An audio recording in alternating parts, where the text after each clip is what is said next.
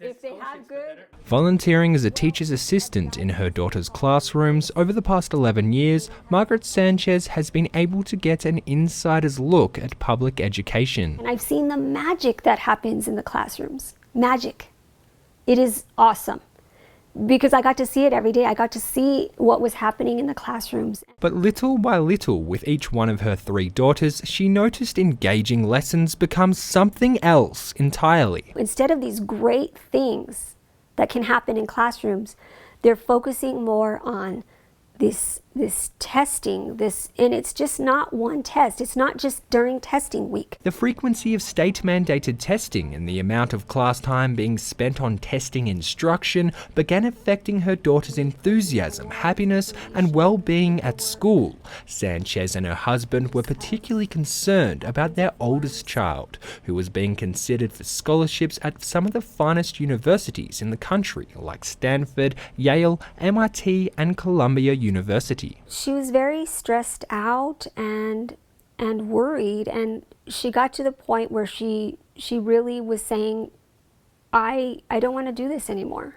I don't want to do this anymore. I wish I could just be opted out. She said maybe she even really realistically thought maybe I should just get my GED. Sanchez and her husband began speaking to their kids' teachers and questioning all the standardized testing. These scores don't matter.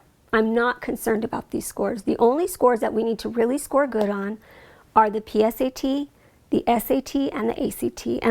And because those determine college scholarships and college entrance requirements, those are the ones that we need to focus on. So Sanchez met with administrators at Las Cruces Public Schools and formally opted her daughters out of all the tests they could. My experience was it was a talk to say all the negative things that you're doing to yourself and your school and your child about opting out. Las Cruces Public Schools Director of Assessment, Tim Hand, says when parents opt students out of a test, the student risks falling short of the requirements needed for high school graduation. It will affect the type of diploma that the student can receive. And for the school and the districts, fewer students taking the tests leads to an unreliable measure of where improvements need to be made in the curriculum. The primary focus of education is to identify where a student is in their educational progression and then determine whether there's growth or not, and then make some adjustments to their curriculum and their instruction based on that.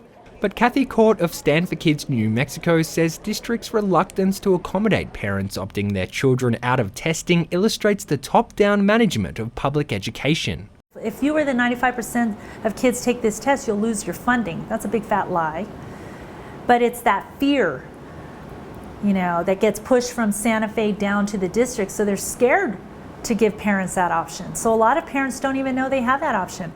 Court says it's left to parents to push for change. On its website, Stand for Kids New Mexico lists all the tests that parents can opt their kids out of without affecting high school graduation. Don't let the fear keep you from doing what's right for your kids. Sanchez says all of her daughters have aspirations to attend universities, so they still have to take a lot of the state-mandated tests, as well as college entrance tests.